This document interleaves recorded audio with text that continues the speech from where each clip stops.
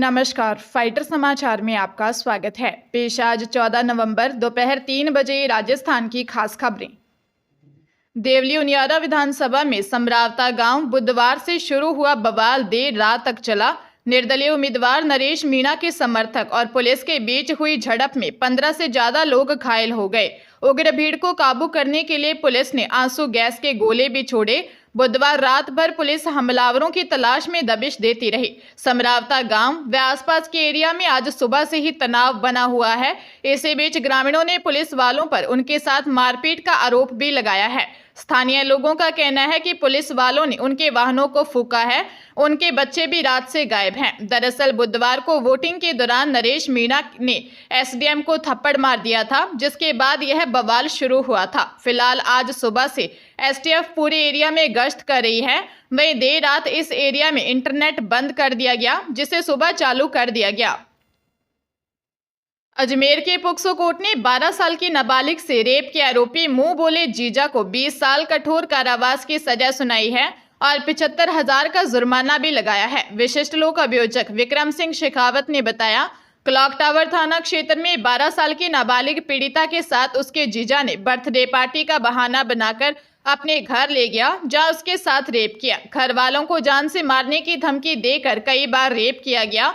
पीड़िता ने अपने परिवार को बताया। इसके बाद पीड़िता के चाचा ने 6 जून 2023 को क्लॉक टावर थाने में शिकायत दी। पुलिस ने मुकदमा दर्ज कर आरोपी जीजा को गिरफ्तार किया था। कोर्ट ने मामले में टिप्पणी करते हुए लिखा, अवयस्क बच्चों के साथ यौन अपराध समाज में बढ़ रहे हैं। उसको देखते हुए आरोपी के साथ किसी प्रकार की नरमाई नहीं बरती जाए।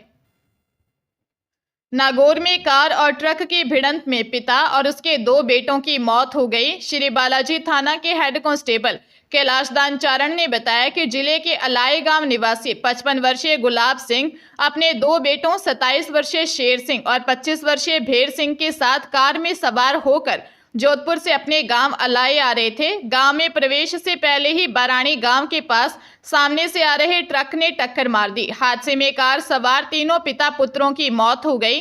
दोनों बेटे जोधपुर में पिता गुलाब सिंह का इलाज करवाकर वापस आ रहे थे। गुलाब सिंह की अलाई गांव के बाजार में इलेक्ट्रॉनिक्स की दुकान है। मृतक शेर सिंह के लड़की और भेर सिंह के लड़का है। शेर सिंह पिता के साथ दुकान पर काम करता था और भेर सिंह ट्रक ड्राइवर था।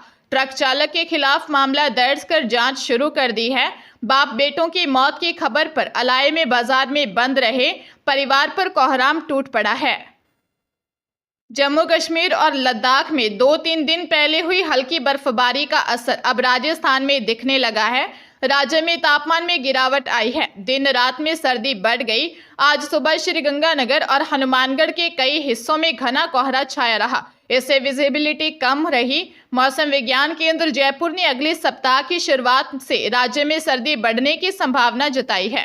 पिछले 24 घंटे के दौरान प्रदेश के सभी शहरों का अधिकतम तापमान 35 डिग्री सेल्सियस से नीचे दर्ज हुआ। सबसे ज्यादा तापमान बाड़मेर में 34.8 डिग्री सेल्सियस दर्ज हुआ।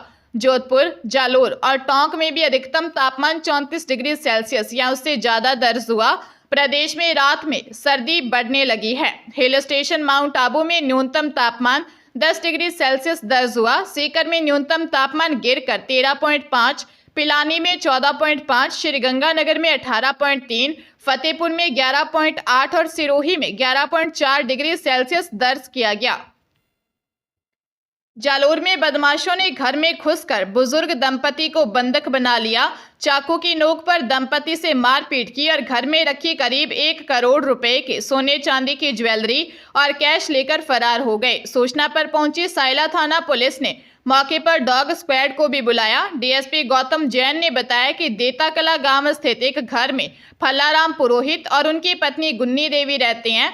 दोनों की उम्र करीब 70 साल है। बुजुर्ग दंपति के 3 बेटे दिनेश, शंकर सिंह और पारस सिंह हैं। तीनों तमिलनाडु के कोयम्बटूर में गैस सर्विस और पार्ट्स को होलसेल बिजनेस करते हैं। घटना के समय बुजुर्ग दंपति घर पर अकेले थे। देर रात 4 युवक घर में घुसे और भल्लाराम को बंधक बनाकर 1 घंटे तक टॉर्चर और मारपीट कर अलमारियों में रखे करीब 1 किलो 200 ग्राम सोने के जेवरात व 4.5 लाख रुपए कैश के अलावा चांदी की ज्वेलरी लेकर फरार हो गए। अजमेर जिले के किशनगढ़ में व्यापारियों को मिल रही धमकियों के मामले में विधायक विकास चौधरी एसपी ऑफिस पहुंचे। एसपी से मुलाकात कर मुख्यमंत्री भजनलाल शर्मा के नाम ज्ञापन दिया और व्यापारियों को मिल रही धमकियों में जल्द संज्ञान में लेकर कार्रवाई करने की मांग की गई है। दरअसल किशनगढ़ निवासी प्रॉपर्टी डीलर प्रदीप चौधरी को वर्चुअल कॉलर ने गैंगस्टर रोहित गोदारा के नाम से 2 करोड़ की फिरौती मांगी गई थी। रुपए नहीं देने पर जान से मारने की धमकी मिली थी। लगातार व्यापारियों को मिल रही धमकियों को लेकर किशनगढ़ से कांग्रेस विधायक डॉक्टर विकास चौधरी एसपी ऑफिस पहुंचे। एसपी वंदिता राणा से व्यापारियों के साथ मुलाकात कर ज्ञापन दिया और बताया कि क्षेत्र में मार्बल व्यापारियों सहित अन्य लोगों को धमकी देकर फिरौती मांगी जा रही है। उन्होंने जल्द कार्रवाई की मांग की है। भीलवाड़ा में पेट्रोल पंप पर मारपीट और डकैती की घटना का मंडल थाना पुलिस ने खुलासा कर 3 आरोपियों को गिरफ्तार किया। थाना प्रभारी संजय गुर्जर ने बताया कि आरजीए चौराहे पर एचपी पेट्रोल पंप पर बाइक से आए 6 से 7 बदमाशों ने तोड़फोड़ की थी। कर्मचारियों से मारपीट कर डकैती की वारदात को अंजाम दिया था। घटना को गंभीरता से लेते हुए एसपी धर्मेंद्र सिंह के निर्देशन में एक विशेष टीम का गठन किया। टीम ने सीसीटीवी फुटेज के आधार पर आरोपियों की पहचान की। मुखबिर की मदद व टेक्निकल डेटा की सहायता से घटना में शामिल 3 आरोपियों 19 वर्षीय रवि गुर्जर, 21 वर्षीय दिनेश गुर्जर और 21 वर्षीय मदनलाल गुर्जर को गिरफ्तार किया है। तीनों भीलवाड़ा के रहने वाले हैं। इनसे डिटेल में पूछताछ जारी है। अन्य फरार आरोपियों की तलाश की जा रही है। अजमेर के क्लॉक टावर थाना क्षेत्र में 74 साल की बुजुर्ग महिला से ठगी का मामला सामने आया है। ठग महिला से बुजुर्ग को पेंशन शुरू करवाने का झांसा देकर अजमेर और पुष्कर के चक्कर लगवाए। इसके बाद जीएलएन हॉस्पिटल में मेडिकल करवाने के नाम पर सोने के जेवरात उतरवा लिए। 5 मिनट में वापस आने की कहकर जेवरात लेकर भाग गई। पुलिस ने मामला दर्ज कर जांच शुरू कर दी है।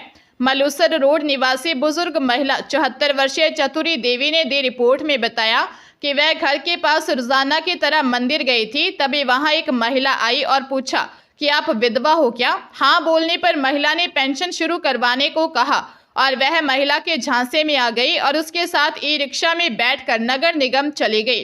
फोटो खिंचवाने के बहाने गहने उतरवाए और फरार हो गई। पुलिस मामले की जांच कर रही है। चित्तौड़गढ़ शहर के पॉश एरिया में स्थित एक बिना नाम वाले होटल में पुलिस ने कार्रवाई कर देह व्यापार में लिप्त होटल संचालक और 3 महिलाओं को गिरफ्तार किया है। तीनों महिलाएं चित्तौड़गढ़ निवासी ही बताई जा रही हैं। वही होटल संचालक एक रिटायर्ड रेलवे अधिकारी रामावतार मीणा है। कोतवाली पुलिस ने पीटा एक्ट में मामला दर्ज कर लिया। मामला आदर्श नगर कॉलोनी का है। डीएसपी विनय कुमार चौधरी ने बताया कि रेलवे कॉलोनी के पास आदर्श नगर कॉलोनी से लंबे समय से देह व्यापार की शिकायतें मिल रही थी। शिकायत के बाद एक टीम बनाई और होटल में दबिश देने से पहले एक प्राइवेट आदमी को बोगस ग्राहक बनाकर भेजा। उसका इशारा मिलते ही पुलिस भी होटल के अंदर पहुंची और होटल संचालक तथा 3 महिलाओं को गिरफ्तार किया है। कॉलोनी के लोगों का कहना है यहां 3 सालों से देह व्यापार किया जा रहा है। रेलवे स्टेशनों पर यात्रियों को अब सस्ती दरों पर दवाइयां मिल सकेंगी। प्रधानमंत्री नरेंद्र मोदी ने बिहार के दरभंगा से वीडियो कॉन्फ्रेंसिंग के जरिए जन औषधि केंद्रों का उद्घाटन किया। जोधपुर के भगत की कोठी स्टेशन के बाद अब जयपुर के दुर्गापुरा, फालना और बाड़मेर रेलवे स्टेशनों पर भी यह सुविधा उपलब्ध होगी। जयपुर मंडल के सीनियर डीसीएम कृष्ण कुमार मीणा ने बताया, प्रधानमंत्री मोदी ने देश भर में 18 रेलवे स्टेशनों पर प्रधानमंत्री जन औषधि केंद्रों का शुभारंभ किया है। इन स्टेशनों में राजस्थान के प्रमुख स्टेशन दुर्गापुरा, जयपुर, फालना और बाड़मेर भी शामिल हैं। इस पहल का उद्देश्य आम जनता को सस्ती और गुणवत्तापूर्ण दवाइयां उपलब्ध करवाना है। सुविधा का लाभ खास तौर पर उन यात्रियों को मिलेगा जिन्हें यात्रा के दौरान स्वास्थ्य संबंधी दवाइयों की जरूरत होती है। धौलपुर के कोतवाली थाना क्षेत्र स्थित मदीना कॉलोनी में चोरों ने एक सोने मकान को निशाना बनाया। चोर पीछे के रास्ते से घर में घुसे और बेटी की शादी के लिए रखे रुपए और चांदी के गहने चोरी कर ले गए। पीड़ित दिव्यांग महिला सरोज पत्नी सुरेश ने बताया कि पति की मौत के बाद से ही वह घर में एक दुकान चलाकर अपने परिवार का पालन पोषण कर रही है। परिवार में एक शादी होने के चलते वह बहरावती गांव में चली गई। पीछे से चोरों ने घर में घुसकर बेटी की शादी के लिए रखे 70,000 रुपए और 6 जोड़ी चांदी की तोड़ियां चोरी कर ली। घर में चोरी की वारदात की खबर मिलते ही पुलिस मौके पर पहुंची। पुलिस ने घटनास्थल का मौका मुआयना किया। चोरी की वारदात होने के बाद पुलिस ने चोरों की तलाश शुरू कर दी है।